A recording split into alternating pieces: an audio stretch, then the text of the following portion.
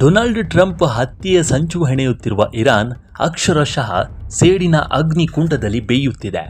ಇದಕ್ಕೆ ಸಾಕ್ಷಿಯಾಗಿ ರಾಜಧಾನಿ ಟೆಹರಾನ್ನ ಎಂತಾಬ್ಲೆಟ್ ಚೌಕದಲ್ಲಿ ಅಮೆರಿಕ ಅಧ್ಯಕ್ಷರು ಶವಪೆಟ್ಟಿಗೆಯಲ್ಲಿ ಮಲಗಿರುವ ಬೃಹತ್ ಫಲಕವನ್ನು ಪ್ರದರ್ಶಿಸಲಾಗಿದೆ. ಅಲ್ಲದೆ ಗೋಡೆ ಬರಹದ ರೀತಿಯಲ್ಲಿ ನಾವು ನಿಮ್ಮನ್ನು ಕೊಲ್ಲುತ್ತೇವೆ ಎಂದು ಡೊನಾಲ್ಡ್ ಟ್ರಂಪ್ ಅವರಿಗೆ ಎಚ್ಚರಿಕೆಯ ಸಂದೇಶ ಕಳುಹಿಸಲಾಗಿದೆ.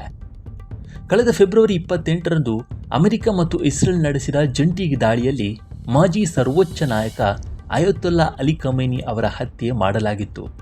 ಖಮೇನಿ ಹತ್ಯೆಗೆ ಸೇಡು ತೀರಿಸಿಕೊಳ್ಳುವುದಾಗಿ ಹೇಳಿರುವ ಇರಾನ್ ಇದೀಗ ಡೊನಾಲ್ಡ್ ಟ್ರಂಪ್ ಶವಪೆಟ್ಟಿಗೆಯಲ್ಲಿ ಮಲಗಿರುವ ಚಿತ್ರ ಪ್ರದರ್ಶಿಸಿದೆ. ಅಲ್ಲದೆ ಅಮೆರಿಕ ಅಧ್ಯಕ್ಷರನ್ನು ಕೊಲ್ಲುವುದಾಗಿ ನೇರವಾಗಿ ಬೆದರಿಕೆ ಹಾಕಿದೆ.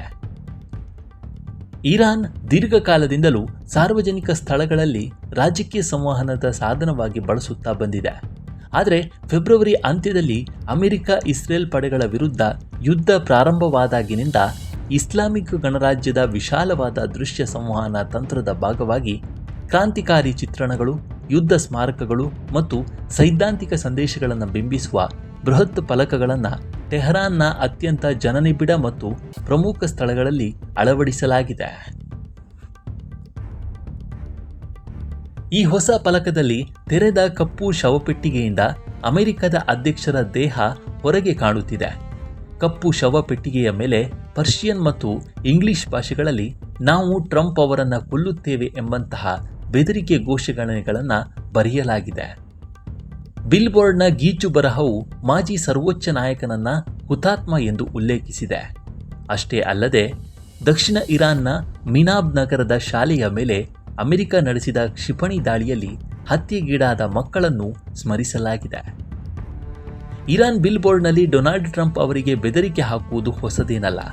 ಕಳೆದ ಮೇ ತಿಂಗಳಿನಲ್ಲಿ ಅಮೆರಿಕನ್ ಪ್ರೇಕ್ಷಕರನ್ನು ಗುರಿಯಾಗಿಸಿಕೊಂಡ ದ್ವಿಭಾಷಾ ಬಿಲ್ಬೋರ್ಡ್ನಲ್ಲಿ ಟ್ರಂಪ್ ಅವರನ್ನು ಬಾಯಿಯನ್ನು ದಿ ಬ್ರೇಕಿಂಗ್ ಪಾಯಿಂಟ್ ಎಂಬ ಇಂಗ್ಲಿಷ್ ನುಡಿಗಟ್ಟು ಜೊತೆಗೆ ಹಾರ್ಮುಜ್ ಜಲಸಂಧಿಯ ರೆಂಡರಿಂಗ್ನೊಂದಿಗೆ ಹೊಲಿದಿರುವ ಚಿತ್ರವನ್ನು ಪ್ರದರ್ಶಿಸಲಾಗಿತ್ತು. ಮತ್ತೊಂದು ಬಿಲ್ಬೋರ್ಡ್ ಪರ್ಷಿಯನ್ ಕೊಲ್ಲಿಯಾದ್ಯಂತ ಹರಡಿರುವ ಬೃಹತ್ ಮೀನುಗಾರಿಕಾ ಬಲೆಯ ಚಿತ್ರದ ಮೂಲಕ ಇರಾನ್ನ ಮಿಲಿಟರಿ ಶಕ್ತಿಯನ್ನು ಪ್ರದರ್ಶಿಸಿದೆ. ಇದರಲ್ಲಿ ಅಮೆರಿಕನ್ ವಿಮಾನಗಳು, ಡ್ರೋನ್ಗಳು ಮತ್ತು ನೌಕಾ ಹಡಗುಗಳು ಬಲೆಯಲ್ಲಿ ಸಿಕ್ಕಿಕೊಂಡಂತೆ ಚಿತ್ರಿಸಲಾಗಿತ್ತು. ಇರಾನ್ನ ಕೊಲೆ ಬೆದರಿಕೆಗಳಿಗೆ ಬಗ್ಗದ ಡೊನಾಲ್ಡ್ ಟ್ರಂಪ್ ಅಂತಹ ಆಲೋಚನೆಗಳು ಸರ್ವನಾಶಕ್ಕೆ ಕಾರಣವಾಗಲಿದೆ ಅಂತ ಎಚ್ಚರಿಸಿದ್ದಾರೆ.